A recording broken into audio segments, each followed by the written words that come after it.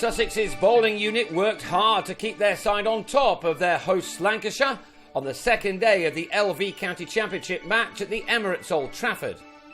We pick up the action on the second morning after Sussex had gone from their overnight 276 for 8 to 298 all out, Michael Yardy finally being run out for 139.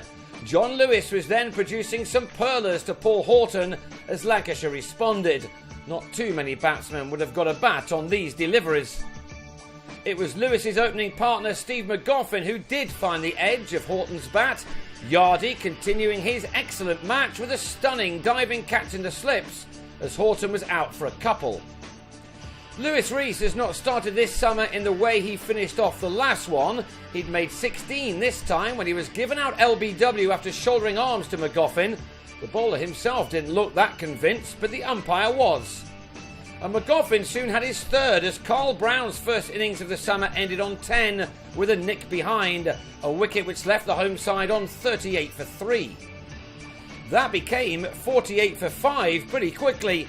James Anion dragged one back into Ashwell Prince to find the inside edge, which was held by Ben Brown.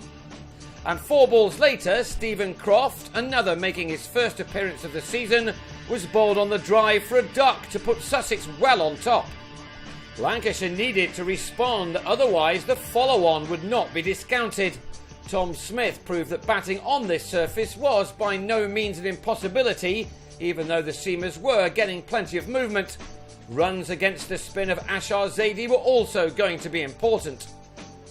Smith and Luke Proctor carried the score to 80, and then the latter on 26 was another who can perhaps consider himself unlucky to be given out LBW in spite of the turn from Ashar.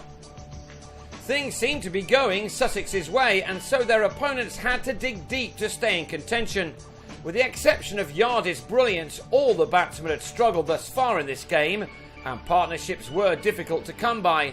Lancashire needed one now, and they were indebted to Smith and Alex Davis.